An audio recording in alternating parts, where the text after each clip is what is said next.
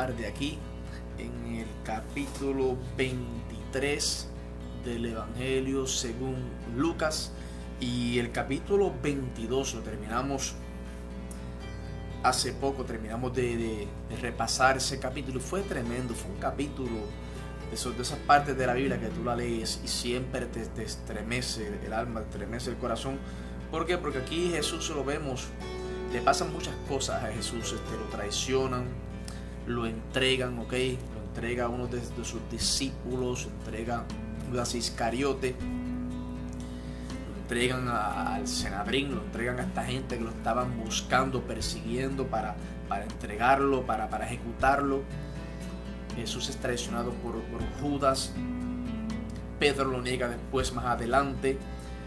Después mismo lo agarran los soldados que lo custodiaban y le tapan el rostro y comienzan a golpearlo. Le decían, profetiza, ¿quién te golpeó? O sea, humillaron a Jesús y lo golpearon, lo escupieron, lo empezaron a lastimar, a desbaratar, porque era necesario que pasara todo eso. Él tenía que pagar el pecado, la culpa de nosotros, tenía que caer sobre él completamente para él poder vencer así a Satanás en la carne. Por eso cuando usted y yo cometemos algún error, cuando usted y yo nos sentimos mal, cuando usted y yo sentimos que no somos dignos, al leer Lucas capítulo 22, el 23 y el 24, especialmente esos tres últimos capítulos, nos damos cuenta de lo que Cristo, él pasó muchas cosas anteriormente, pero esto que pasa a lo último es tremendo, porque su vida, entrega su vida por usted y por mí en esa cruz, para que usted y yo tengamos redención, tengamos el perdón de nuestros pecados. Así que es un pequeño preámbulo del capítulo 22, y el 23 comenzamos aquí. Así que prenda su Biblia o busque su celular, aquí tu hermano y amigo Edwin Santiago, y comenzamos a leer en el nombre del Padre, del Hijo y del Espíritu Santo. Amén y amén. Y dice la palabra del Señor: levantándose entonces toda la muchedumbre de ellos, llevaron a Jesús a Pilato. ¿Y por qué lo llevaron a Pilato? Porque, voy para atrás un poco, en el versículo 66 al 70, aquí, cuando se juntaron los ancianos del pueblo, los principales sacerdotes y los escribas, le trajeron al concilio diciendo: ¿eres tú el Cristo? Dínoslo. Aquí, antes de empezar el capítulo 23, le preguntan a él, a Jesús: ¿tú eres el Cristo? Y entonces, ¿qué contesta Jesús? Y ellos le dicen: dínoslo. Él les dijo: si os lo dijere, no creeréis. Y también si preguntare, no responderéis y me soltaréis. Y en el 69 Jesús les vuela la cabeza y se presenta tal y como Él es. Él dice: pero desde ahora el Hijo del Hombre se sentará a la diestra del poder de Dios. Era tiempo ya de que Jesús dijera: desde este momento en adelante, que yo sé lo que me van a hacer, me van a ejecutar, voy a resucitar el tercer día. Déjame decirte entonces quién soy yo. Desde ahora el Hijo del Hombre se sentará a la diestra del poder de Dios. Y ellos le preguntaron, dijeron todos, luego, ¿eres tú el Hijo de Dios? Y él les dijo: vosotros decid lo que soy. O sea, aquí Jesús, yo soy el Hijo de Dios. Y por ende, desde el día de hoy, el Hijo del Hombre se sentará a la diestra del poder de Dios. O sea que Jesús sabía que él iba al Padre. Jesús sabía que él iba a estar a la diestra de Dios, como siempre ha estado, como siempre estuvo antes de que fuese llevado a esta encomienda que el Padre le dio. Y comenzamos entonces el capítulo 23. Levantándose entonces toda la muchedumbre de ellos, llevaron a Jesús a Pilato y comenzaron a acusarle diciendo: a este hemos hallado que pervierte la nación y que prohíbe dar tributo a César, diciendo que él mismo es Cristo, un rey. Entonces Pilato le preguntó diciendo: ¿eres tú el rey de los judíos? Y respondiéndolo él dijo: tú lo dices. Y Pilato dijo a los principales sacerdotes y a la gente: ningún delito hallo en este hombre. Pero ellos porfiaban, diciendo: alborota al pueblo, enseñando por toda Judea, comenzando desde Galilea hasta aquí.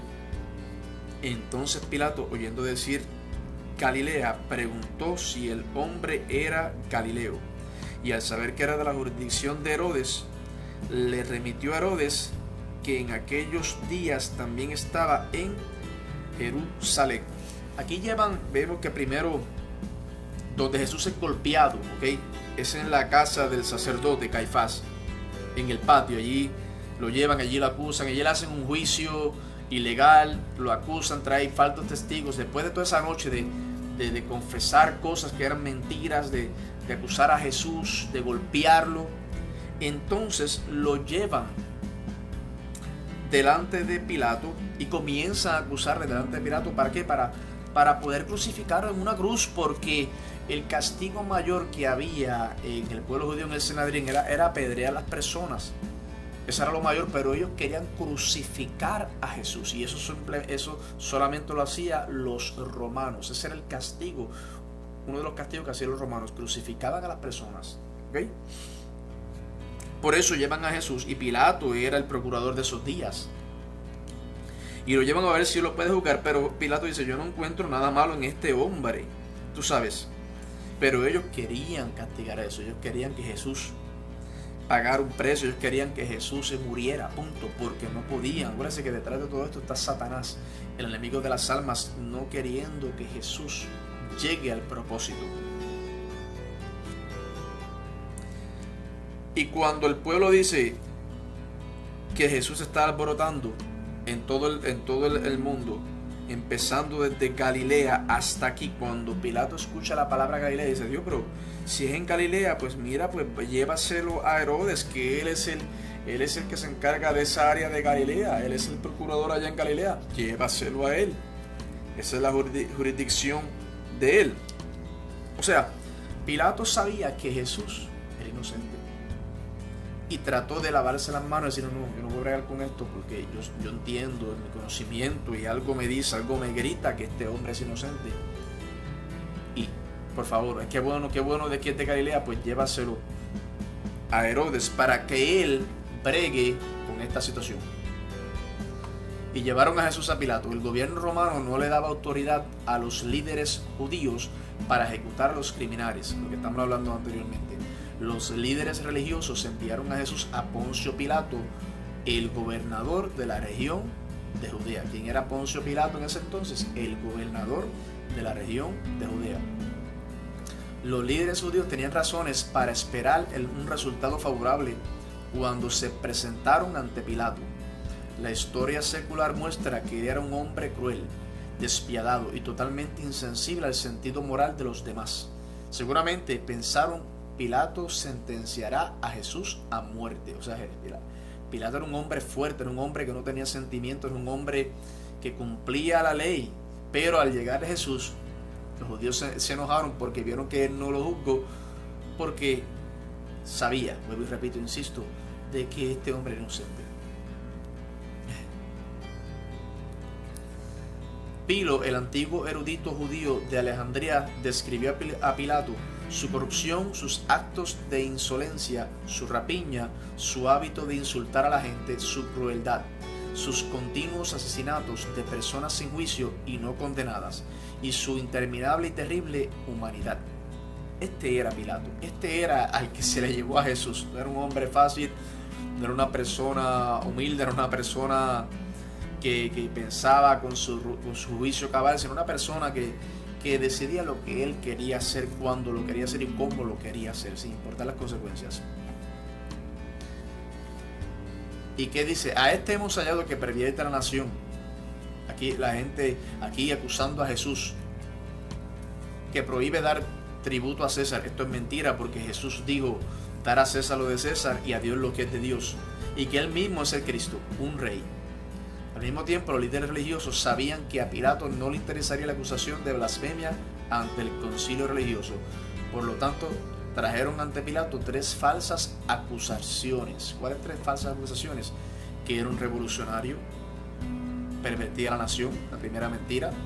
Que Jesús incitaba al pueblo a no pagar los impuestos, eso es mentira también. prohíbe dar tributo a César. Jesús lo dijo. Dale a César lo que es de César y dale a Dios lo que es de Dios. Que Jesús clamaba ser un rey que se oponía a César, diciendo que él mismo es el Cristo, un rey. Y aquí vemos que Pilato le pregunta: ¿y eres tú el rey de los judíos? Solo podemos imaginarnos qué es lo que pensó Pilato cuando vio por primera vez a Jesús.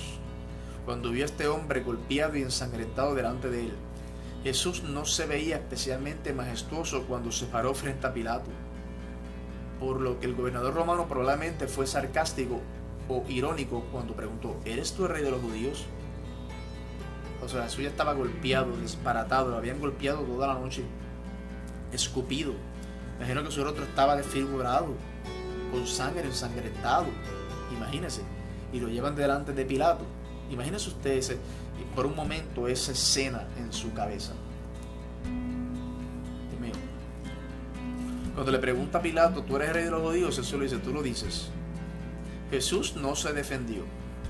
Jesús no tuvo ninguna defensa majestuosa, ni realizó ningún milagro instantáneo para salvar su propia vida. En cambio, Jesús le dijo a Pilato la misma respuesta simple que le había dado el sumo sacerdote.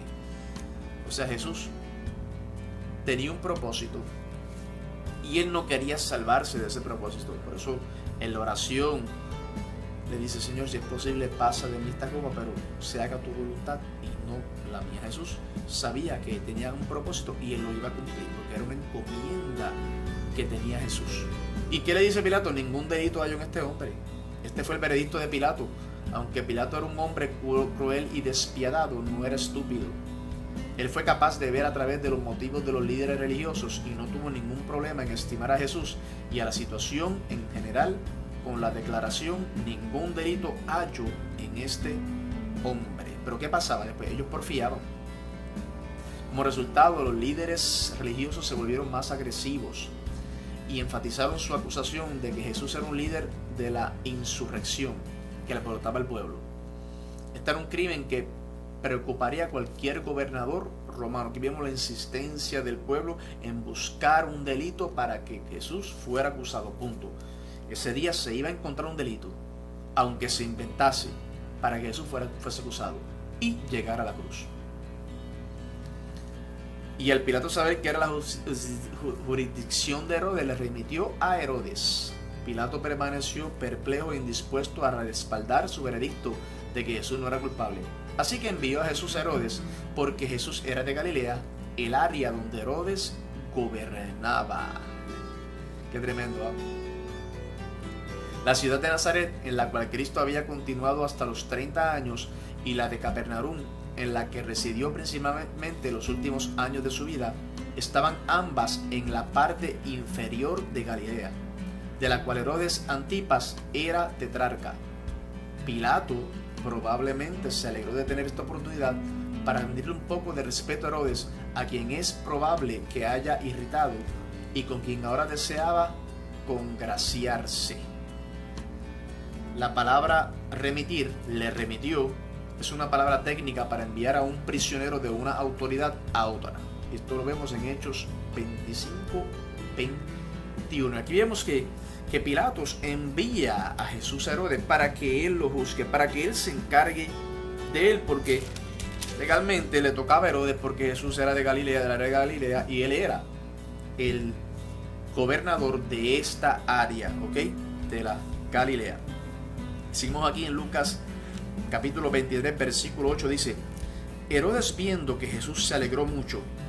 Herodes, viendo a Jesús, déjame leer eso otra vez, las comas. Herodes, coma, viendo a Jesús, coma, se alegró mucho, porque hacía mucho tiempo que deseaba verle, porque había oído muchas cosas acerca de él y esperaba verle hacer alguna señal. Aquí vemos que Pilatos van a llevar a Jesús a donde Herodes, y Herodes quería verlo porque tenía ganas de que viera una señal, quería ver un milagro, quería ver algo diferente. Fíjate que este Herodes no era muy cuerdo, que digamos. Más adelante vamos a hacer un estudio de dónde era este Herodes, quién era su familiar y de dónde vino. Una familia completamente disfuncional, mucha locura en esa familia, asesinatos, lascivia, lujuria, bueno, un revolú, como decimos en Puerto Rico, un desastre esta familia. Y a este Herodes le llevan a Jesús, y él lo que quería era ver un milagro. Vemos aquí. Y le hacía muchas preguntas, el 9, pero él nada respondió. Y estaban los principales sacerdotes y los escribas acusándole con gran vehemencia. Entonces Herodes, con sus soldados, le menospreció y escarneció, vistiéndole de una ropa espléndida, y volvió a enviarle a Pilato. Y se hicieron amigos Pilato y Herodes aquel día, porque antes estaban enemistados entre sí. Vemos aquí que como Herodes no pudo sacar lo que quería de Jesús, que quería ver un milagro, quería ver como un show, Jesús cayó, no lo complació, sino que se quedó callado, pues se molesta y visten a Jesús como si fuera un rey, ¿ok? Una ropa espléndida, como quien dice, como no vas a hacer un milagro, pues te voy a vestir como un rey para nada, para molestarte, para vacilarte, para escarnecerte y humillarte. Miren todo lo que pasó Jesús, embaratado, golpeado. Él no se defendió, él tenía un propósito, le ponen una ropa para mofarse de Jesús, de nuestro Salvador, de nuestro Rey. Qué tremendo, ¿ah? Qué tremendo. Y como decimos, Herodes viendo a Jesús se alegró mucho, porque hacía tiempo deseaba verle, y su único interés era ¿qué? Ser entretenido.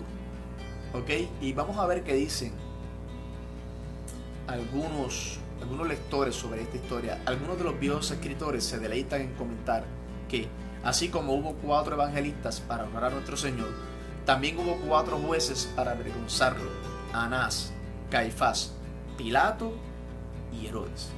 Este es un comentario de Spurgeon. ¿Okay? Hubieron 4 evangelios para nuestro Señor, para honrar a nuestro Señor, y también hubo 4 jueces para avergonzarlo: Anás, Caifás, Pilato y Herodes. Muy interesante esto. Y vemos aquí que Jesús no le dio ninguna señal. Él quería ver una señal, Jesús no se la da. Y vemos que el interés de Herodes en Jesús no fue sincero. ¿Ok? Nunca fue sincero. Y fue para su condenación, no para su alabanza. En un momento Herodes Antipas había expresado cierto interés religioso. Él escuchó la palabra de Dios por Juan el Bautista. Esto está en Marcos 6:20. Pero deseando continuar en su pecado y endurecido contra Dios y su palabra, Herodes quedó muerto a la conciencia. En este punto Herodes solo quería escuchar a Jesús lo que él quería escuchar, y le hacía muchas preguntas. Él quería que Jesús demostrara quién era, demandando un milagro. Muchos hoy también demandan un milagro de Jesús como evidencia, y puede ser cierto que Jesús piense de ellos lo mismo que pensó de Herodes. Sí, porque lo que quería ver un show. Este mismo Herodes se le había ya predicado la palabra a través de Juan el Bautista, y Juan lo acusa porque él estaba con la esposa de su hermano. Juan lo acusa de que esto no es correcto. Entonces él encarcela a Juan el Bautista, y más adelante lo decapita también. O sea que este Herodes era un hombre que no tenía moral, era un hombre vil, era un hombre que le importaba lo que él quisiera en ese momento, no le importaban las consecuencias. A Herodes no le quedaba ningún sentimiento hacia Jesús, sino el anhelo de algo nuevo, el deseo de ser impresionado, el deseo de ser sorprendido. Ahí se sienta el príncipe astuto, preguntándose cuál será la señal, considerando incluso las demostraciones del poder del divino como simples trucos de hombres o ilusiones de un mago. Y le hacía muchas preguntas, pero él nada respondió. Herodes gobernó sobre Galilea, donde Jesús pasó la mayor parte de su ministerio. Él tuvo innumerables oportunidades para escuchar a Jesús una y otra vez. Jesús no habló en reuniones secretas en lugares escondidos. Todo esto llevó a Jesús a entender la verdad sobre Herodes.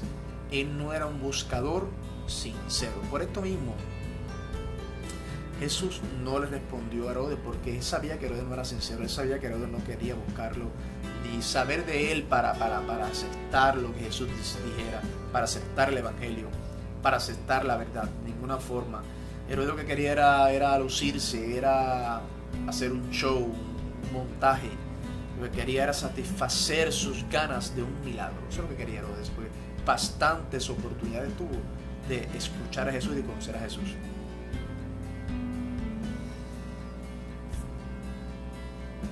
Jesús entendió que Herodes era un hombre malvado y superficial, y por lo tanto no tenía nada que decirle.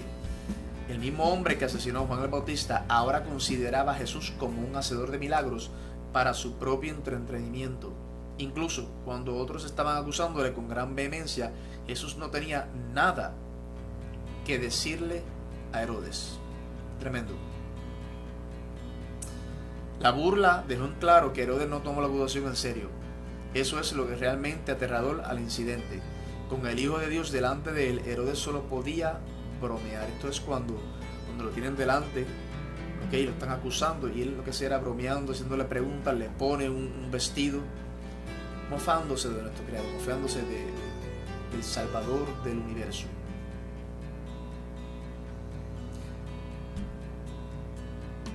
Realmente espero que si hay algunos aquí que sean cristianos sinceros, si han tenido alguna mala voluntad unos con otros, consideren que es una lástima que Herodes y Pilato puedan ser amigos, y que dos seguidores de Jesús no puedan ser amigos a la vista del maestro sufriente. Qué tremendo, porque ni Pilato ni Herodes tuvieron misericordia de Jesús. No le dieron un juicio justo, no lo procesaron justamente como tenía que hacer, sino que se dejaron llevar por el pueblo, se dejaron llevar por las voces exteriores sin indagar el problema. Por eso no va a haber excusa para Herodes ni para Pilato tampoco, porque tuvieron la oportunidad de hacer lo correcto y no lo hicieron. Cuando nosotros tengamos la oportunidad de hacer lo correcto, hagámoslo. No importa si hemos cometido algún error, alguna falta, si tienes la oportunidad más adelante de enmendar el error, de arreglar las cosas, de decir perdón y empezar otra vez, hazlo. Porque de eso se trata el perdón de Jesús. Imagínese usted, si no fuera el perdón de Jesús de esa forma, cometiéramos errores y no pudiéramos arreglar, no pudiéramos perdonarnos, no pudiéramos continuar borrón y cuenta nueva, y nos quedaríamos estancados en nuestros propios pensamientos de culpabilidad. Y eso es lo que quiere el enemigo, que uno se quede en ese pensamiento de culpabilidad, que no arranque, que no alcance, que no se esmere, que no se esfuerce. Y no podemos quedarnos en esa situación. Hay que buscar presencia y decirle: Señor, aquí estoy, perdóname, dame fuerzas para continuar, enséñame el camino, Señor. Hay que hacerlo, ¿ok? Hay que hacerlo. Y seguimos aquí. Estamos aquí en el libro de Lucas. Y vemos que en el capítulo, versículo 12, Pilato y Herodes se hicieron amigos otra vez porque estaban enemistados entre sí. Enemistados entre sí. Y vemos aquí: entonces Pilato, convocando a los principales sacerdotes, a los gobernantes y al pueblo, les dijo: me habéis presentado a este como un hombre que perturba al pueblo, pero habiéndolo interrogado yo delante de vosotros, no he hallado en este hombre delito alguno de aquellos de que le acusáis, ni aun Herodes, porque os remití a él, y he aquí nada digno de muerte ha hecho este hombre. Le soltaré pues después de castigarle. Y tenía necesidad de soltarles uno en cada fiesta.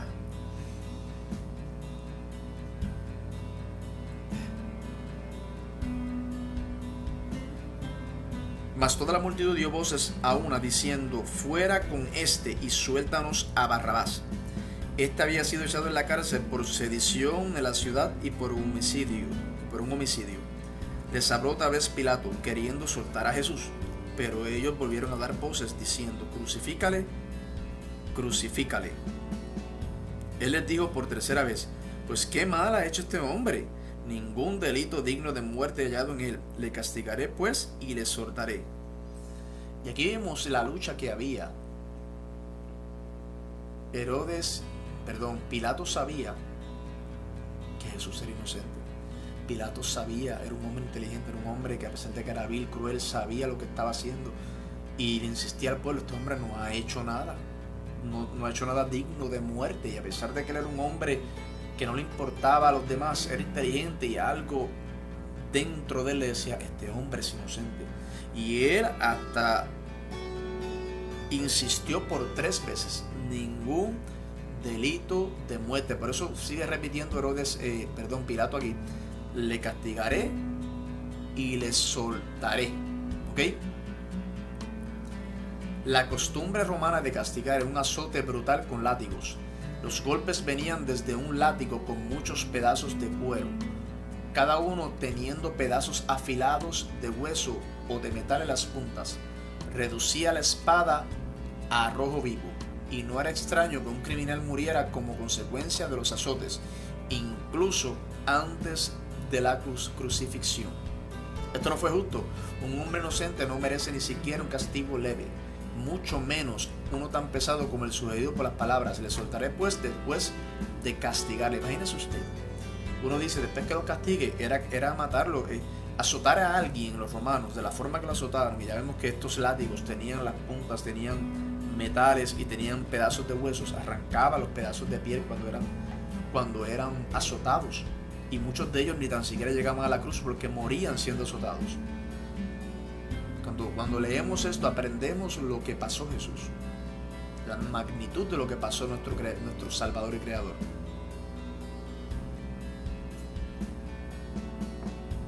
Y vemos aquí cuando dice, y tenía necesidad de soltarles uno en cada fiesta. Pilato pensó que tenía la manera de que Jesús escapara de la muerte. Él planeaba liberarlo de acuerdo con la tradición de liberar a un prisionero cada temporada de Pascua. Pilato tal vez pensó, si este hombre clama ser rey y es solo un poco hostil a Roma, entonces la multitud lo amará. Estos líderes judíos no quieren que Jesús salga libre, pero la multitud simpatizará con él. Tremendo. Y que estamos aquí en Lucas 23, dice, mas ellos instaban a grandes voces pidiendo que fuese crucificado, y las voces de ellos y de los principales sacerdotes prevalecieron. La insistencia de ellos que fuera crucificado, a lo último prevaleció, dice la palabra aquí. Entonces Pilato sentenció que se hiciese lo que ellos pedían, y les soltó a aquel que había sido echado en la cárcel por sedición y homicidio, a quien habían pedido, y entregó a Jesús a la voluntad de ellos. Aquí vemos que la insistencia del pueblo prevaleció. Le sueltan a Barrabás, que él sí era culpable, que él sí está por un delito de sedición, ¿ok? Y le sueltan a Barrabás y le entregan a Jesús para que hagan con él lo que ellos estaban pidiendo, que era que lo crucificaran. Pero Pilato sí tuvo la oportunidad, y Herodes también, de hacer lo correcto, y ninguno de los dos lo hicieron. ¿Ok?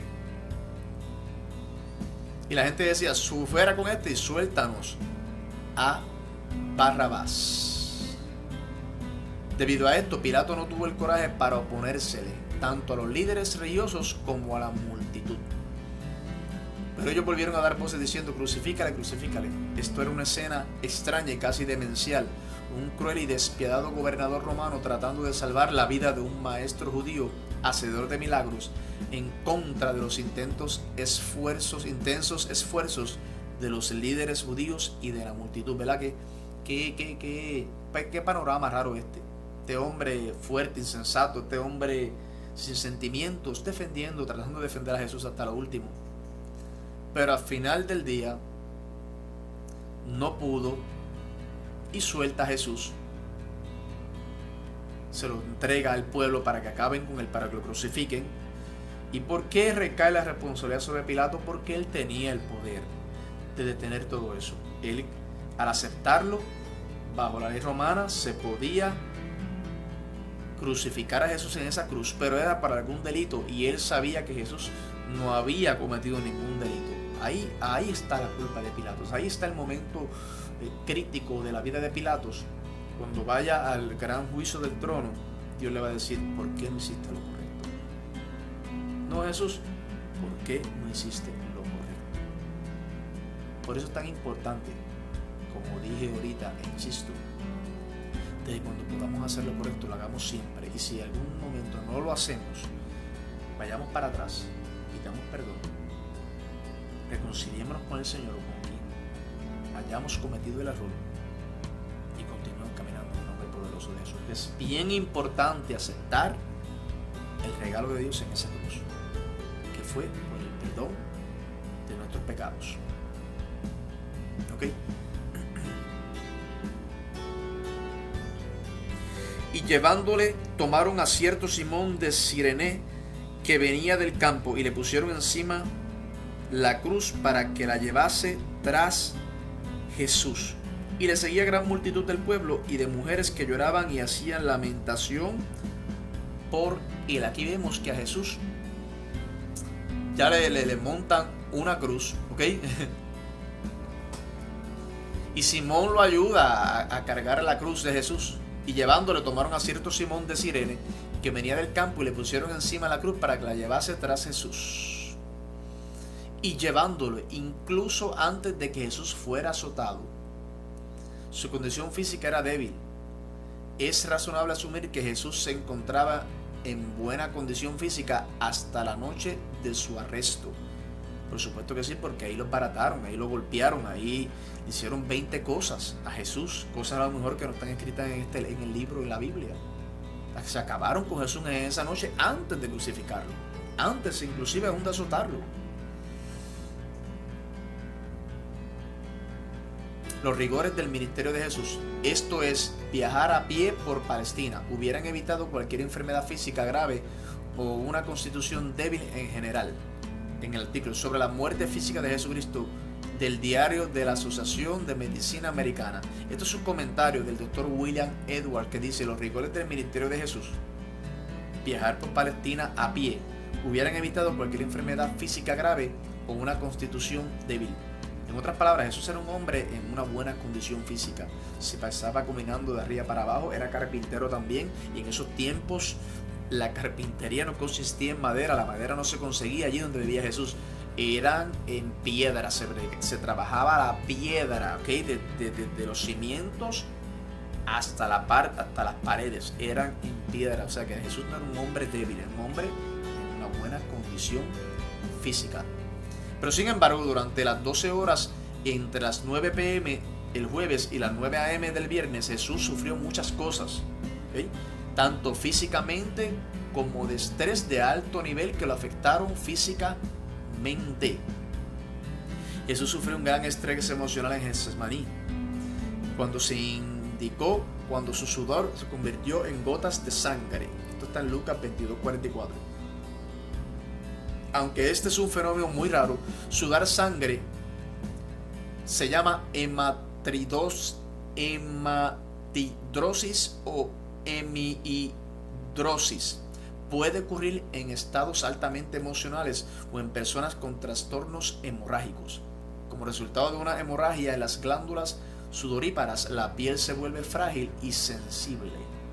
O sea que esto que Jesús pasó, que dice la Biblia, que dice como gotas de sangre, científicamente es probado que puede acontecer. Jesús sufrió el estrés emocional de ser abandonado por sus discípulos. Jesús sufrió una severa golpiza en la casa del sumo sacerdote. Jesús sufrió una noche sin dormir. Jesús sufrió el ser forzado a caminar más de 2,5 millas. Estos factores hicieron que Jesús estuviera especialmente vulnerable a los efectos del castigo romano. Antes de que Jesús tomara la cruz, esto es un detalle muy importante, Él fue azotado, flagelado tal y como Pilato lo había prometido: le soltaré pues después que lo castigare. El ser flagelado era un acto legal que se hacía antes de cada ejecución romana, y solo las mujeres y los senadores o soldados romanos, con la excepción de los casos de deserción, estaban exentos. ¿Okay? El objetivo de la flagelación era de debilitar a la víctima hasta el estado justo antes de colapsar y morir. Conforme los soldados romanos golpeaban repetidamente la espalda de la víctima con toda su fuerza, las bolas de acero causarían contusiones profundas y las puntas de cuero y de los huesos afilados cortarían la piel y los tejidos subcutáneos. Luego, mientras continuaba la flagelación, las laceraciones desgarrarían los músculos esqueléticos subyacentes y producirían cintas temblorosas de carne sangrante. El dolor y la pérdida de sangre generalmente prepararían el escenario para un shock circulatorio. La cantidad de sangre que se perdía podía determinar cuánto tiempo la víctima sobreviviría en la cruz. Mire para allá todo lo que pasó Jesús. Mire para allá todo este proceso de los latigazos, los músculos, el sangrado, ¿ok? La condición mental del maestro en ese momento estaba débil. Eso la pasó muy fuerte.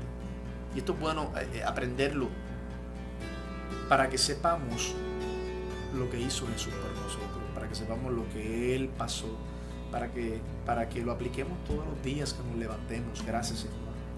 Y nos levantemos dando gracias por lo que Él hizo en esa cruz para poder reconciliarnos a nosotros con Dios, para prepararnos un lugar, una seguridad en ese día precioso de su venida a esta tierra. Wow. Y llevándole, antes de que Jesús fuera llevado, su ropa le fue quitada. Esto fue doloroso y abrió heridas que apenas acababan de comenzar a sanar.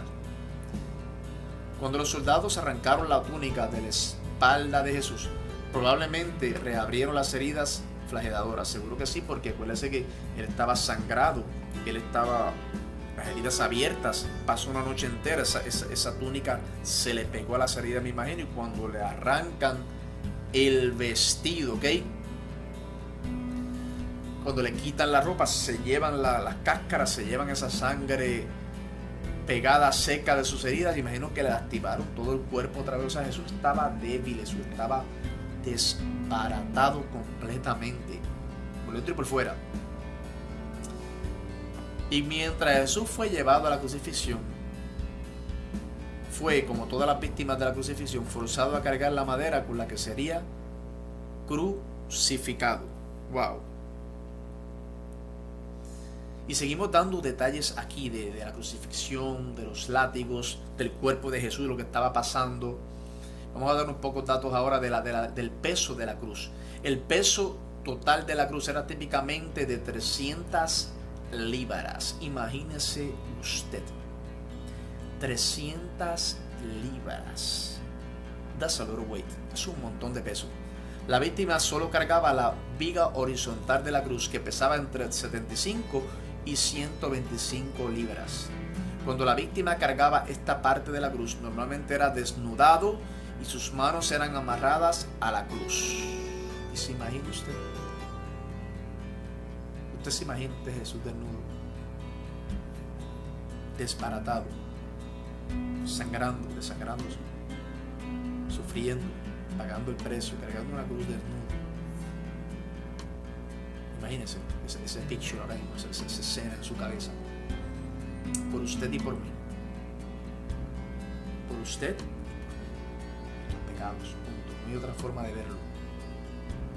Eso por nosotros, porque nos ama, que nos ama, que nos quiere salvar, que te ama, porque te quiso justificar en esa cruz, que cargó, que llevó. ¿Qué más dice esta cruz? Las vigas verticales de una cruz generalmente están ubicadas de forma permanente en un lugar visible fuera de las murallas de la ciudad, junto al camino principal. Es posible que en muchas ocasiones Jesús pasó junto a la misma viga vertical sobre la que él sería crucificado. Y vemos aquí: tomaron a cierto Simón de Cirene. Con la condición debilitada de Jesús se requería esto. El hombre se llamaba Simón y era de Cirene, en África del Norte, que ahora es Libia. Tremendo. Maravillosamente tenemos razones para creer que Simón llegó a entender lo que realmente significaba tomar la cruz y seguir a Jesús. Hay evidencia que sugiere que sus hijos se convirtieron en líderes entre los primeros cristianos. Esto está en Marcos 15:21 y Romanos 16:13. Wow, esto es bueno que lo busque ahí. ¿Qué referencia de esto? Marcos 15:21 y Romanos 16:13. Porque tanto fue el impacto de esto, de que sus hijos se convirtieron en líderes entre los primeros cristianos. Búscalo ahí. Marcos 15:21 y Romanos 16:13. Los hijos de quién? Los hijos de Cirene, de Simón de Cirene, que fue el que ayudó a Jesús a cargar la cruz. ¿Y por qué, Edwin? Porque Jesús estaba débil, desbaratado. Imagínense. Vimos ahí que la cruz pesaba como 300 libras. Y la parte de la frente que él arrastraba pesaba de 100 a 175 libras. Un hombre desbaratado, desangrado, moribundo, imagínese usted. Dios mío. Y seguimos aquí el 27, Lucas 23:27 dice: y le seguía una gran multitud del pueblo y de mujeres que lloraban y hacían lamentación por él. Pero Jesús, vuelto hacia ella, les dijo: hijas de Jerusalén, no lloréis por mí, sino llorad por vosotras mismas y por vuestros hijos. Porque aquí vendrán días en que dirán: bienaventuradas las estériles, y los vientres que no concibieron, y los pechos que no criaron. Entonces comenzarán a decir a los montes: caed sobre nosotros, y a los collados cubridnos. Porque si en el árbol verde hacen estas cosas, en el seco, ¿qué no harán?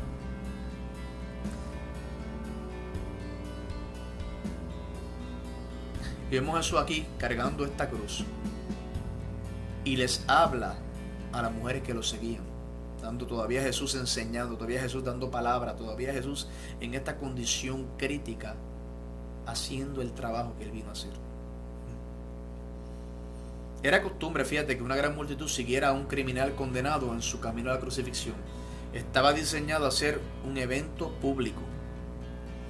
De acuerdo a las costumbres de la crucifixión, un guardia romano iba al frente con un letrero que indicaba el nombre y el crimen de la persona, gritando el nombre y el crimen del hombre por todo el camino hasta la crucifixión. Normalmente no tomaban el camino más corto para que la mayor cantidad de personas pudieran ver cómo el imperio romano trataba a sus enemigos. O sea que era un show, era algo. Los romanos eran tremendos castigando a las personas, eran despiadados, eran sin misericordia, eran los mejores haciendo sufrir a otro ser humano cuando ellos se lo proponían. En cuanto a las palabras, Jesús, hijas de Jerusalén, no lloréis por mí. Entonces Jesús hablándole a estas mujeres que lo seguían. Con buena razón, ciertas mujeres lloraban y hacían lamentación cuando vieron a Jesús siendo tratado de esta manera. Jesús esencialmente les dijo: no lloren por mí, lloren por los que me rechazan. Qué tremendo. Y aquí Jesús les dice: bienaventuradas las estériles. Normalmente la costumbre judía hacía todo lo contrario, alababa la maternidad y estigmatizaba a las estériles. Pero los días de la caída de Jerusalén serían tan severos que las mujeres preferirían no tener hijos en lugar de hacerlos pasar por todo lo terrible que esperaba a la ciudad. Porque Jesús ahí en la cruz sabía lo que venía para la ciudad. Acuérdate que están crucificando al Hijo de Dios. Están matando al Salvador del mundo. Por alguna parte venía juicio. Era inevitable. Y dice Jesús: porque si en el árbol verde hacen estas cosas, en el seco, ¿qué no harán? La idea es que si este es el destino del inocente, Jesús se refiere a sí mismo, ¿qué pasará con los culpables? Imagínese usted. Imagínese usted. Jesús habló esto en un sentido más inmediato, conociendo el destino que vendría sobre Jerusalén. Con su ojo profético, él ve más allá de los años y ve a Jerusalén acosada y capturada. Él habla como si oyera los terribles gritos que anunciaban la entrada de los romanos a la ciudad y los asesinatos de jóvenes y ancianos y mujeres y niños. ¡Qué tremendo! Jesús sabía lo que venía. Wow. Seguimos aquí en el versículo 32, Lucas 23, 32 dice: Llevaban también con él a otros 2 que eran malhechores para ser muertos. Y cuando llegaron al lugar llamado de la Calavera, le crucificaron allí, y a los malhechores, uno a la derecha y otro a la izquierda. Uno a la derecha y otro a la izquierda.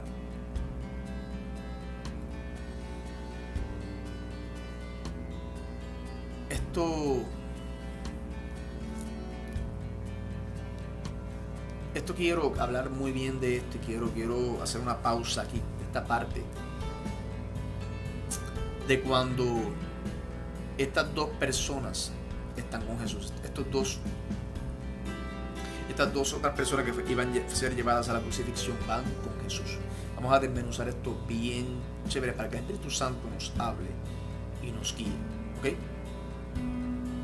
Y cuando llegaron al lugar llamado de la Calavera, había un lugar específico a las afueras de las murallas de la ciudad de Jerusalén, pero aún cerca, donde las personas eran crucificadas. En este lugar llamado de la Calavera es donde Jesús murió por nuestros pecados y nuestra salvación se cumplió. Calavera significa el lugar de la calavera, y era el lugar donde los criminales eran crucificados.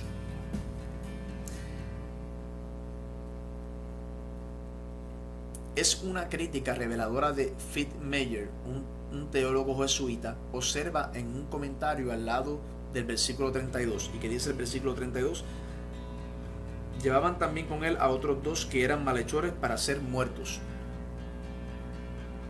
Que el registro del camino de Jesús a la cruz no menciona nada acerca de las 14 estaciones de la cruz, como a las caídas de Jesús, el encuentro con su madre o con Verónica, imagen verdadera. Tales tradiciones posteriores, aunque sin dudas sentimentales en su atractivo, parecen no tener una base histórica. Estas son cosas que pasaron, que dicen muchos teólogos que pasaron, pero no tienen una base histórica para nosotros poder decir esto fue lo que pasó, ni tampoco en la palabra lo dice. Le crucificaron allí.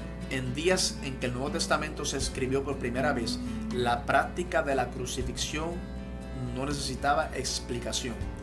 En las muchas generaciones desde entonces, la mayoría de las personas no aprecian lo que una persona experimenta en el procedimiento de una ejecución por crucifixión. Aunque los romanos no inventaron la crucifixión, eso es bueno saberlo, hizo que la muerte en la cruz fuera especialmente brutal. La espalda de la víctima era abierta por las laceraciones. Después la ropa ensangrentada era arrancada, abriendo una vez más las heridas durante el proceso antes de la crucifixión. La víctima era arrojada al suelo para sujetar con sus manos la cruz, y las heridas en la espalda eran nuevamente abiertas y contaminadas con tierra. Entonces, mientras la víctima colgaba de la cruz, cada respiración causaba que las dolorosas heridas de la espalda rasparan contra la madera áspera de la viga vertical.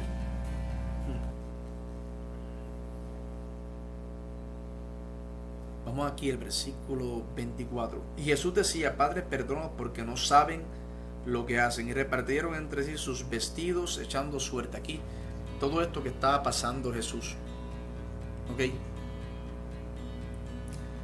Todo este dolor de los clavos, las laceraciones de la espalda en el cuerpo, Jesús pedía perdón por ellos. Jesús clamaba por ellos en esa cruz. Imagínese usted, clavos le metieron en sus manos, ¿ok? Cuando el clavo penetraba las muñecas, cortaba el nervio medio grande. Este nervio estimulado producía espasmos de dolor insoportables en ambos brazos, y a menudo causaba que las manos de la víctima tomaran una forma como de garras. Más allá del dolor extremo, el efecto principal de la crucifixión fue restringir la respiración normal. El peso del cuerpo, tirando hacia abajo de los brazos y los hombros, tendía a fijar los músculos respiratorios en un estado de inhalación y dificultaba la exhalación. La falta de respiración adecuada resultaba en calambres musculares severos y dificultaba aún más la respiración. Para poder respirar bien, la víctima tenía que empujarse con los pies y doblar los codos, jalando de los hombros. Poniendo el peso del cuerpo sobre los pies causaba un dolor severo, y al doblar los codos se retorcían las manos que colgaban de los clavos. Levantando el cuerpo para poder respirar, también tallaba dolorosamente la espalda contra la madera. Cada esfuerzo para respirar adecuadamente era agonizante, agotador, y resultaba en una muerte más rápida. Wow, qué tremendo. Yo leo esto y me estremezco un poco, me estremezco bastante, porque yo lo imagino en mi cabeza el sufrimiento de Jesús en esa cruz siendo inocente. Fíjense que todo esto fue un juicio injusto. Hubieron falsos testigos, se le hizo un juicio primeramente en casa de Caifás. No fue legal, fue ilegal, acusaciones falsas, llegan ante Pilato y ante Herodes, ellos dos tampoco lo defienden. Vemos que Pilato 3 veces insistió, no he encontrado culpa en este hombre. Pilato y Herodes, los dos tenían el poder de librar a Jesús, pero como tenían miedo al pueblo, tenían miedo a su posición, tenían miedo al que dirán, tenían miedo al quedar mal con la gente, punto. Las apariencias pueden más a veces que hacer lo correcto. ¿Me explico? Y eso fue lo que pasó con estas dos personas, con Herodes y Pilato. Su apariencia de gobernante, de quedar bien con las personas ante el público, el orgullo, no los dejó hacer lo correcto con Jesús. Y Jesús llega a esta cruz. Y aquí estamos explicando los detalles de la cruz, lo que pasó con Jesús en su cuerpo, en sus manos, ¿okay? En sus tejidos, en sus músculos, para que entendamos de una forma casi ahí, un lente que se nos abre, viendo lo que pasó en nuestro Creador, por usted y por mí. ¿Okay?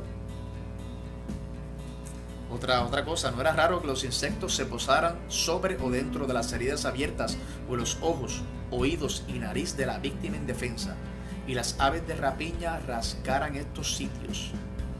Incluso era costumbre dejar el cadáver en la cruz para ser devorado por animales salvajes. Muy buena información para saber los detalles. La muerte por crucifixión, escuche bien esto, la muerte por crucifixión podía suceder por muchas razones: poderosos espasmos causados por la pérdida de sangre, estar demasiado exhausto para respirar, la deshidratación, un ataque al corazón producido por estrés o un fallo en el corazón que se convertiría en una ruptura cardíaca. Si la víctima no moría lo suficientemente rápido, se les quebraba las piernas y la víctima pronto era incapaz de respirar debido a la postura de la persona crucificada. ¿Qué tan mala fue la crucifixión? Obtenemos la palabra agudísimo de la palabra romana de la cruz.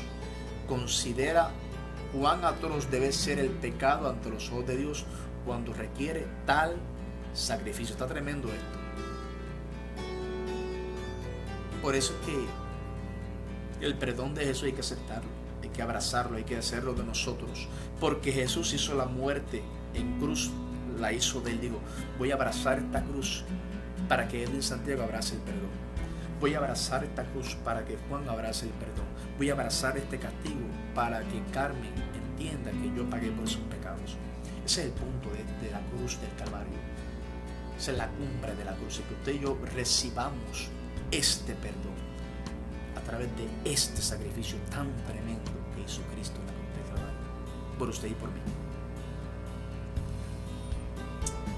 Le crucificaron allí. Lo más significativo sobre el sufrimiento de Jesús fue que no era en ningún sentido víctima de las circunstancias. Él estaba en control. Jesús dijo acerca de su vida en Juan 10:18: nadie me la quita, sino que yo de mí mismo la pongo.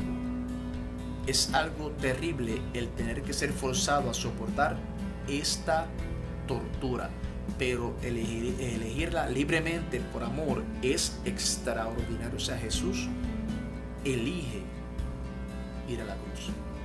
Nadie me la quita, yo de mí mismo la pongo. ¿Dónde está esto? En Juan 10:18.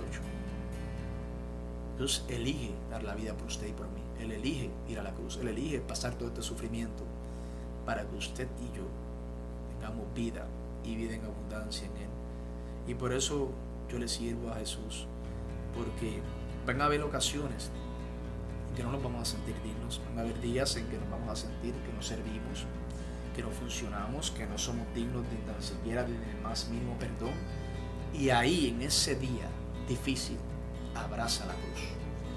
Dile: Señor, yo no me siento digno, pero por lo que tú hiciste en esa cruz, en el día de hoy te pido perdón, me levanto en tu nombre, Señor amado, creyendo lo que tú hiciste en esa cruz, no en lo bueno que yo pueda hacer, Señor amado. ¿Ok?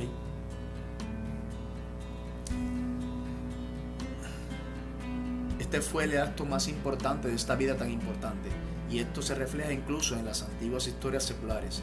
Las menciones existentes de Jesús en la literatura extrabíblica antigua resaltan su muerte en la cruz. Y miren algunas de las cartas. Una carta escrita por Marabar Serapión a su hijo en el 73 después de Cristo. Josefo, el historiador judío, en el 90 después de Cristo. Tacitus, el historiador romano, en el 110 y 120 después de Cristo. El Talmud de Babilonia en el 200 después de Cristo. Y a los malhechores, uno a la derecha y otro a la izquierda. En su muerte Jesús fue identificado con pecadores. Fue crucificado entre dos criminales. Y seguimos aquí en el 34, Lucas 23, 34. Y Jesús decía: Padre, perdónalos, porque no saben lo que hacen. Y repartieron entre sí sus vestidos, echando suertes. Y el pueblo estaba mirando, y aún los gobernantes se burlaban de él, diciendo: a otro salvó, sálvase a sí mismo, si este es el Cristo, el escogido de Dios. Los soldados también le escarnecían, acercándose y presentándole vinagre. Wow. Y diciendo: si tú eres el rey de los judíos, sálvate a ti mismo. Había también sobre él un título escrito con letras griegas, latinas y hebreas: este es el rey de los judíos. Wow. Jesús probablemente oró de esta manera cuando dijo: Padre, perdónalos porque no saben lo que hacen, por sus enemigos, durante todo su ministerio. Esta oración fue escuchada y anotada porque no tenía un lugar privado en donde orar. Y con esta oración Jesús cumplió su propio mandamiento de amad a vuestros enemigos, bendecid a los que os maldicen y haced bien a los que aborrecen, y orad por los que os ultrajan y os persiguen. Jesús lo que predicaba aquí en la cruz lo estaba cumpliendo. Esto está en Mateo 5:44. Bendecid a los que os maldicen, orad por nuestros enemigos, haced bien a los que aborrecen. Y él aquí en la cruz, hasta lo último, lo hizo también, porque no saben lo que hacen. Con esta oración Jesús reconoce la ceguera de sus enemigos. ¿Okay? Esto no excusó la culpa de aquellos que pusieron a Jesús en la cruz, pero Jesús puso a sus enemigos en la mejor posición posible en su oración al Padre. Nosotros debemos de orar con el mismo corazón, siguiendo el mismo patrón. Y vemos aquí que se reparten los vestidos de Jesús echando suertes. En la cruz Jesús no mantuvo ninguna posición material, incluso repartieron su ropa a través de los dados. Esto muestra que Jesús bajó la escalera completa para lograr nuestra salvación. Él se despojó absolutamente de todo, incluso su ropa, haciéndose completamente pobre por nosotros para que pudiéramos ser completamente ricos en Él. En 2 Corintios 8:9 lo dice de esta manera: porque ya conocéis la gracia de nuestro Señor Jesucristo, que por amor a vosotros se hizo pobre, siendo rico, para que vosotros con su pobreza fueseis enriquecidos. Qué lindo es el Señor. Qué lindo es el Señor que le hizo todo esto por nosotros. Aún los gobernantes, como leímos, se burlaban de él y decían: salvó a muchos y tú no te puedes salvar. Bendito sea el Señor. Bendito sea el Señor. Y hasta un letrero le ponen: este es el rey de los judíos. Estaba escrito en letras griegas, latinas y hebreas. En Juan 19:21 leemos que los líderes religiosos entre los judíos se opusieron a este título. Ellos sentían que era falso, porque no creían que Jesús era el rey de los judíos. Ellos también creían que era degradante, porque mostraba el poder de Roma para humillar o torturar incluso al rey de los judíos. Sin embargo, Pilato no lo cambiaría. Y cuando se le pidió que cambiara, la inscripción contestó: lo que he escrito, he escrito. Y esto donde lo vemos en Juan 19, 22. Confirma Así que el que escribió esto fue Pilato, el rey de los judíos, mofándose también de Jesucristo, escarneciéndolo delante de todo el mundo. Qué tremendo. El cargo escrito normalmente se llevaba enfrente del criminal en su camino a la ejecución o colgaba de su cuello, y después se fijaba en la cruz para reforzar la razón del castigo. ¿Okay? Dato muy importante. Seguimos aquí en el versículo 39, estamos en Lucas 23, 39, dice: y unos de los malhechores que estaban colgados le injuriaba diciendo: si tú eres el Cristo, sálvate a ti mismo y a nosotros. Respondiendo el otro, le reprendió diciendo: ¿ni aún temes tú a Dios estando en la misma condenación? Nosotros a la verdad justamente padecemos, porque recibimos lo que merecieron nuestros hechos, mas este ningún mal hizo. Y Jesús dijo, dijo Jesús: acuérdate de mí cuando vengas en tu reino. Entonces Jesús le dijo: de cierto te digo que hoy estarás conmigo en el paraíso. Hoy mismo estarás conmigo en el paraíso.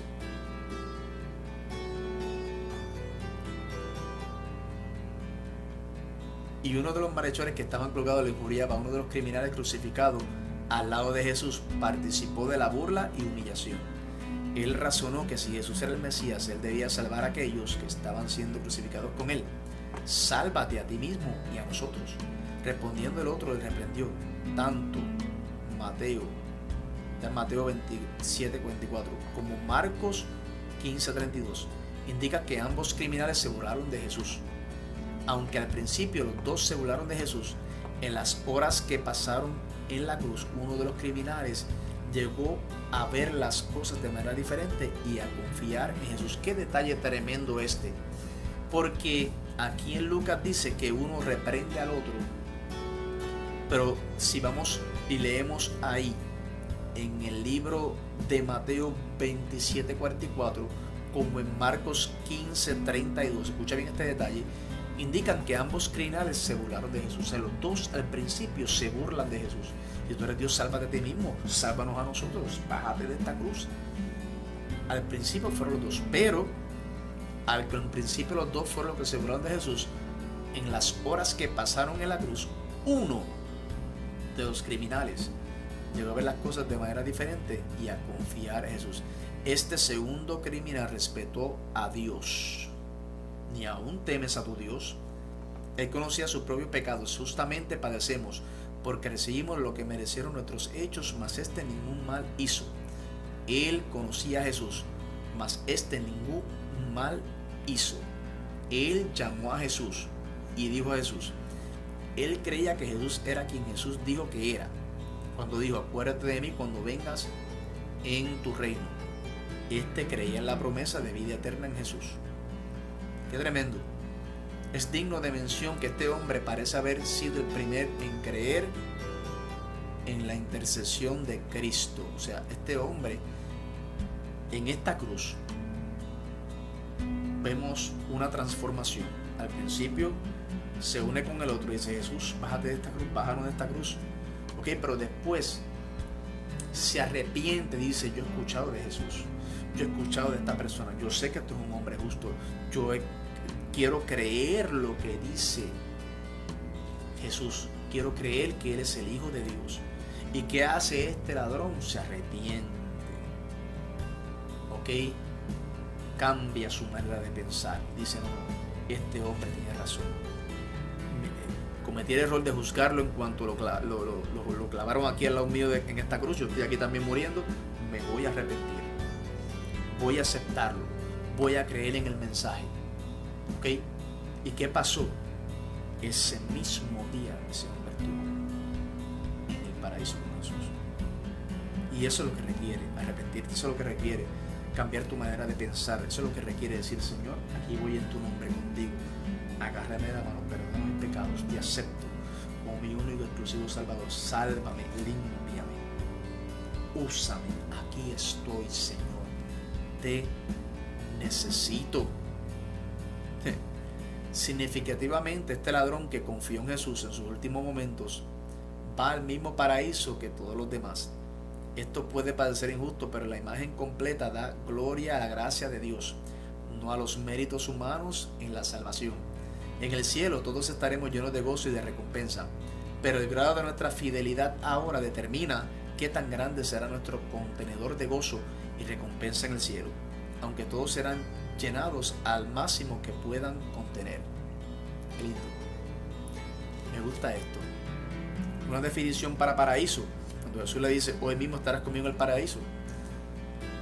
Paradeisos, una palabra persa que significa jardín, parque, fue utilizada en la Septuaginta para el jardín del Edén, en Génesis 2:8. Después se convirtió en un tipo de felicidad futura para el pueblo de Dios. Está en Isaías 51:3. En el pasaje presente representa el estado de felicidad directamente después de la muerte que Jesús le prometió al criminal. Qué lindo, ¿eh? Hoy mismo le dice Jesús a este hombre: hoy mismo estarás conmigo en el paraíso. Hoy mismo. Jesús le respondió al segundo criminal con mucho más de lo que te esperaba. El ladrón de la cruz tenía un tiempo distante en la mente. Jesús le dijo: hoy. El ladrón de la cruz solo pidió ser recordado. Jesús le dijo: estarás conmigo. El ladrón de la cruz buscaba solo por un reino. Jesús le prometió el paraíso. Qué bonito. Y ya vamos a estar terminando. Vamos aquí ahora para el versículo 44 de Lucas. Dice: cuando era como la hora sexta, hubo tinieblas sobre toda la tierra hasta la hora novena, y el sol se oscureció, y el velo del templo se arrancó por la mitad. Entonces Jesús, clamando a gran voz, dijo: Padre, en tus manos encomiendo mi espíritu. Aquí vemos que Jesús se cierra el cielo, se rasga el velo por la mitad, y Jesús dice: Padre, en tus manos encomiendo mi espíritu. Hubo tinieblas sobre toda la tierra a la hora novena. Las tinieblas sobre la tierra mostraron la agonía de la creación misma frente al sufrimiento del Creador. Wow, tremendo. Un historiador romano llamado Legón escribió: en el cuarto año de las 202 Olimpiadas hubo un eclipse solar extraordinario en la hora sexta. El día se oscureció tanto como la noche, de manera que las estrellas de los cielos pudieron verse, y hubo un terremoto. La crucifixión tomó lugar durante la temporada de la Pascua, y la Pascua siempre se celebra en la luna llena. Un eclipse solar natural es imposible durante la luna llena. Un dato magnífico para explicar por qué pasó eso. Eso pasó porque el Hijo de Dios estaba siendo crucificado, y las constelaciones, el mismo sistema donde vivimos, la atmósfera no resistió ver al Hijo de Dios siendo crucificado en una cruz. El velo del templo se arrancó por la mitad. Que el velo del templo se arrancara significaba por lo menos dos cosas. Primero, ahora el hombre tiene acceso libre al trono de la gracia por la cruz. Ese es el primer motivo por el cual el velo se rasga. Tenemos ahora mismo entrada, acceso libre al trono de Dios. ¿Por la gracia de quién? Por la gracia de Cristo. Y la segunda, nadie debería pensar nunca más que Dios mora en los templos hechos por las manos de hombres.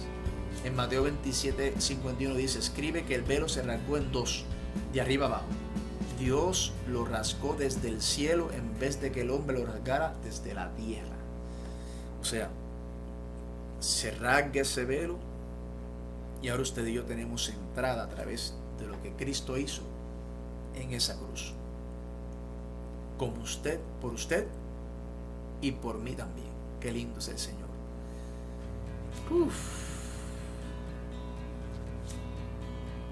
Qué horrible, fue tremendo el sacrificio de Jesús en la cruz del Calvario por nuestros pecados. Esta fue la copa de la ira justa de Dios, que Él tembló al beber. Lucas 22, 39 al 46, Salmo 75, 8, Isaías 51, 17, Jeremías 25, 15. En la cruz Jesús se convirtió, por así decirlo, en un enemigo de Dios que fue juzgado y forzado a beber la copa de la ira del Padre. Él lo hizo para que nosotros no tuviéramos que beber de esa copa. Y esto es tremendo, porque Dios descarga toda su furia en Jesús en ese momento. Toda la culpa es depositada en Jesús en ese momento en la cruz. El Padre le da la espalda a Jesús y cae completita sobre Jesús toda nuestra culpa, todo el pecado. Imagínese usted, por usted y por mí se hace todo esto, por nuestros pecados.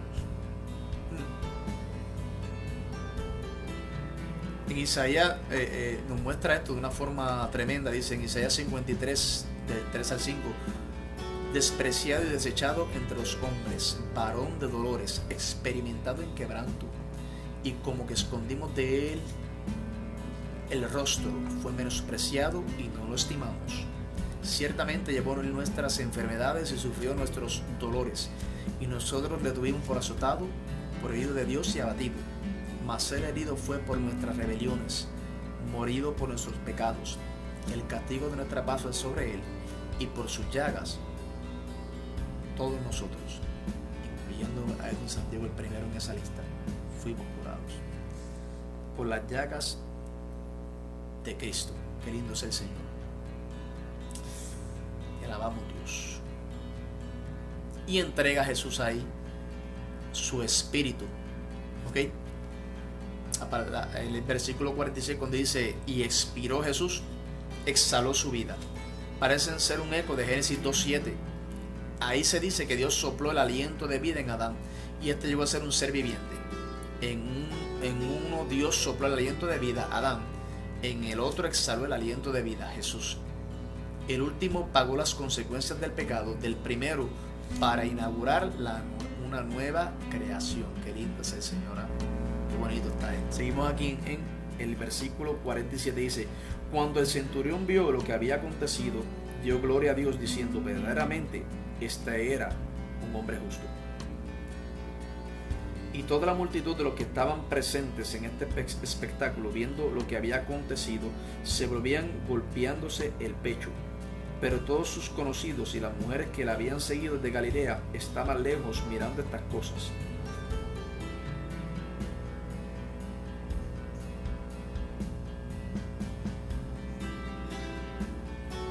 Cuando el centurión vio lo que pasó, le dio gloria a Dios. Al morir Jesús en la cruz, el centurión gentil inmediatamente le dio gloria a Dios y reconoció a Jesús por quien era verdaderamente este hombre justo. Posiblemente y seguramente este centurión había visto a muchas personas crucificadas antes. Sin embargo, había algo extraordinario acerca de Jesús que le hizo decir acerca de él que no podía decir de nadie más. Y hasta el centurión tuvo que darle la gloria y decir: este era un hombre justo. Pero en un momento dijo que era el Hijo de Dios. Pero usted vea qué fuerte era estos romanos. Qué fuerte es a veces el hombre para aceptar que existe un Dios, para aceptar de que Jesús nos ama, de que dio su vida en la cruz, de creer en el Evangelio de Cristo. Yo siempre escuché una vez una enseñanza de que si yo tengo una naranja en mi mano, una china como llaman en Puerto Rico, yo no sé cuando tengo esa naranja en mi mano si es dulce o es agria. La única forma que yo voy a saber si esto es dulce o es agrio es probándola, cortándola, abriéndola y probándola yo mismo. Así mismo tenemos que creer en el Evangelio y nunca sabremos cómo es a menos que lo probemos. Sabemos que le demos la oportunidad a Jesús de entrar a nuestras vidas y que Él nos demuestre su amor. ¿Okay? Y vamos aquí al 50. Había un varón llamado José de Arimatea, ciudad de Judea, el cual era miembro del concilio, varón bueno y justo. Este que también esperaba el reino de Dios y no había consentido en el acuerdo ni los hechos de ellos, fue a Pilato y pidió el cuerpo de Jesús. Y quitándolo, lo envolvió en una sábana y lo puso en un sepulcro abierto en una peña en el cual aún no se había puesto a nadie. Era día de la preparación y estaba para comenzar el día de reposo. Y las mujeres que habían venido con él desde Galilea siguieron también y vieron el sepulcro y cómo fue puesto su cuerpo. Y vueltas prepararon especias aromáticas y ungüentos y descansaron el día de reposo conforme al mandamiento. Vemos que este hombre fue a Pilato y pidió a Jesús. Fue valiente este hombre, que se llama, ¿quién dice el nombre? Vamos a ir para atrás otra vez, que se llama José de Arimatea. Donde Pilato y pide el cuerpo de Jesús, ¿ok? Según la costumbre, los cuerpos de los criminales crucificados eran dejados en las cruces para que se pudieran o fueran comidos por animales salvajes. Pero los judíos no deseaban que se mostrara tal horror durante la temporada de Pascua, y se sabía que los romanos entregaban los cadáveres a amigos o familiares para entierro apropiado. José no sirvió a Jesús de muchas maneras, pero sí lo sirvió de una manera que nadie más pudo y lo hizo. No era posible para Pedro, Santiago, Juan o incluso para las muchas mujeres que habían servido a Jesús proveer una tumba, pero José podía hacerlo y lo hizo. Nosotros debemos servir a Dios de cualquier manera que podamos. Era el día de la preparación y estaba para comenzar el día de reposo. Ellos no pudieron preparar adecuadamente el cuerpo de Jesús para el entierro debido a la llegada del día de reposo. Así que en preparaciones apresuradas el cuerpo de Jesús fue colocado en un sepulcro prestado. En las horas de crisis, normalmente son los Pedros quienes han jurado lealtad a Jesús con grandes gestos y llenos de confianza en sí mismos, quienes decepcionan y son los seguidores secretos y callados del Maestro, como José, Nicodemo y las mujeres, que no dudan en servirlo en amor sin importar el costo. Wow, qué tremendo. Y lo puso en un sepulcro abierto en una peña en el cual aún no se había puesto a nadie. Los sepulcros como este eran muy caros. Fue un sacrificio bastante grande para José de Arimatea el darle su sepulcro a Jesús. Pero Jesús solo lo usaría por unos cuantos días nada más. ¿Y por qué usaría el cuerpo de Jesús esto por unos días nada más? Eso vamos a ver cuando entremos en el capítulo 24 del libro de Lucas. Es el último capítulo. Y aquí vemos que Jesús se entrega en una cruz por usted y por mí. Vemos aquí que Jesús pide perdón por los pecados porque no sabía lo que hacían, por las personas que lo estaban matando prácticamente. Vemos aquí que un centurión reconoce que esto era un hombre justo, pero nunca dice que era el Hijo de Dios, ¿ok? Vemos aquí también que José de Arimatea le regala una tumba a Jesús, se la da. Pide el cuerpo a Pilatos y pone allí el cuerpo de Jesús. Y era apresuradamente y lo dejó en una tumba abierta. ¿Por qué? Porque se acercaba el día de reposo. Y vemos a Jesús, nuestro Salvador, nuestro Redentor, el filtro por el cual el hombre pasa, entregándose una cruz por usted y por mí. Y perdone que me ponga así un poco como que no sé qué decir, es que me estremece y pienso en lo que Cristo hizo en esa cruz y digo en mi mente, dentro de mí, gracias Señor, gracias por lo que hiciste en la cruz. Donde estuviera en Santiago, si yo no me pudiera agarrar y abrazarte ese sacrificio todos los días, si en momentos de crisis, de debilidad no pudiera abrazarme de esa cruz, de ese perdón que necesito, no estuviera en Santiago, no estuviera con ustedes. Así que para mí es un privilegio haber sido partícipe de comentar y compartir esta palabra del capítulo 24 con Jesús. Y te espero en el próximo, en el capítulo 24, el 23 fue que terminamos ahora. Te espero en el capítulo 24 para terminar el libro Evangelio según Lucas y le pidamos al Espíritu Santo que nos siga enseñando su bendita palabra. Así que Dios te bendiga, Dios te guarde y nos vemos en el capítulo 24.